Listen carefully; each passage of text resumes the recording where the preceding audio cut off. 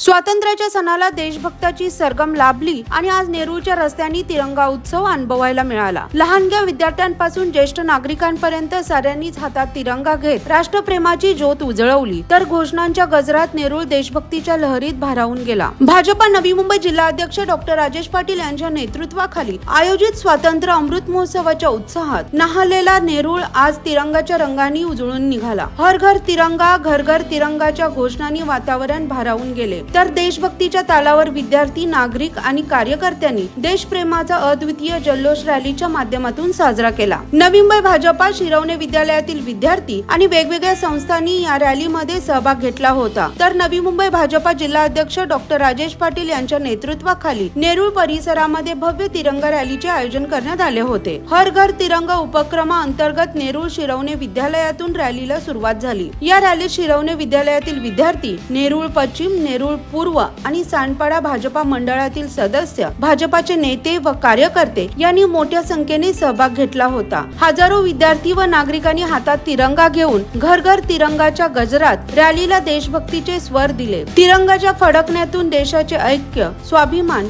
आणि बलिदानाची जाणीव प्रत्येकाच्या मनामनात रुजली। यावेळी डॉक्टर राजेश पाटील यांनी सांगितले की तिरंगा हा आपल्या राष्ट्राचा स्वाभिमान आणि ऐक्याचं प्रतीक आहे। प्रत्येक नागरिकांच्या घरावर तो फडकला पाहिजे, ही आपली जबाबदारी आहे। आज नेरूळकरांचा उत्स्फूर्त सहभाग पाहून अभिमान वाटतो। हीच देशभक्तीची ऊर्जा आपल्या पुढच्या पिढीपर्यंत पोहोचवूया। तिरंगा हा आपला सर्वांचा, देशवासियांचा हा अभिमान आहे आणि तो अभिमान प्रत्येक विद्यार्थ्यांमध्ये जागावा, प्रत्येक नागरिकांमध्ये त्या ठिकाणी असावा।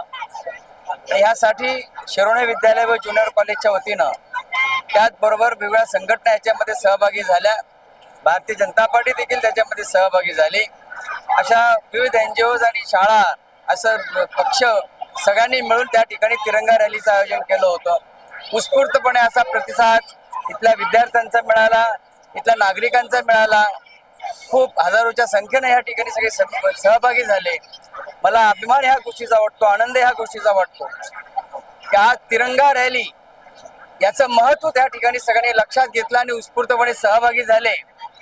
ज्या तिरंग्यासाठी आपले सगळे स्वातंत्र्यवीर राष्ट्रपुरुषांनी आपल्या प्राणांची आहुती दिली, आपल्या कुटुंबावर त्या ठिकाणी तुळशीपत्र ठेवलं, परंतु देश स्वतंत्र होईपर्यंत त्यांनी निर्धार केला होता। आज त्यांनी ज्यावेळी निर्धार केला, देश स्वतंत्र झाला, जे स्वप्न बाळगलं ते स्वप्न आज आपले लाडके पंतप्रधान नरेंद्र मोदीजी यांनी त्या ठिकाणी साकारण्याचा प्रयत्न केलेला आहे आणि बऱ्यापैकी चांगल्या प्रकारे त्या ठिकाणी ते यशस्वी देखील झालेले आहेत।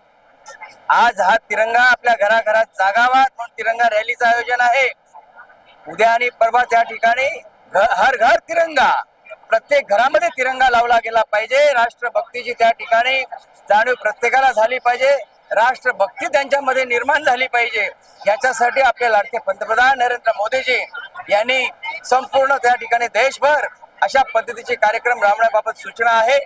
तुम्हाला कल्पना असेल, काश्मीर खोरा हा काश्मीर त्या ठिकाणी अखंड भारताचं स्वप्न बाळगणारे आपले स्वातंत्र्यवीर, परंतु काश्मीर आपल्यामध्ये असून सुद्धा त्या ठिकाणी आपले कुठलेही कायदे त्यांना लागू नव्हते, त्यांना कुठलेही त्या ठिकाणी आपले संविधान लागू नव्हता, परंतु त्या ठिकाणी आपले पंतप्रधान नरेंद्र मोदीजी आणि सर्व त्यांच्या टीमने ते सगळं बरखास्त केलं, 370 कलम लागू केलं। आज त्या ठिकाणी आपल्याला एकच झेंडा दिसतो, एकच संविधान दिसतो. हे आहे कणखर नेतृत्व. जगभरामध्ये त्या ठिकाणी देशाचं, आपल्या भारताचं, हिंदुस्थानवासियांचं त्या ठिकाणी नाव लौकिक केलं. हे कणखर नेतृत्व आपले लाडके पंतप्रधान नरेंद्र मोदी जे आहे. पहलगामला हल्ला केला, परंतु त्या हल्ल्याचं उत्तर कशा पद्धतीने दिलं. अतिरेक्यांचे अड्डे त्यांच्या देशात जाऊन त्या ठिकाणी उद्ध्वस्त केले. त्या आपल्या जवानांच्या त्यांनी केलेल्या शौर्याला सलाम करण्यासाठी तिरंगा रॅलीचं आयोजन केलेलं आहे.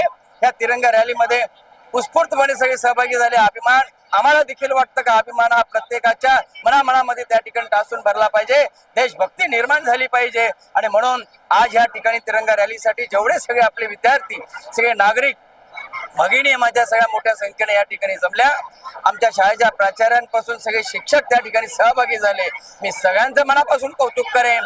आणि अशाच पद्धतीचं तिरंगा रॅली काय, 15 ऑगस्ट काय, अशाच पद्धतीनं देशभक्तीनं ओतप्रोत भरलेला असा त्या ठिकाणी झाला पाहिजे, असं त्या ठिकाणी मी आवाहन करेन आणि सगळ्यांना शुभेच्छा देईन. लेटेस्ट बातम्या आणि व्हिडिओ पाहण्यासाठी सिटी नेटवर्क YouTube चॅनलला सबस्क्राईब करायला विसरू नका.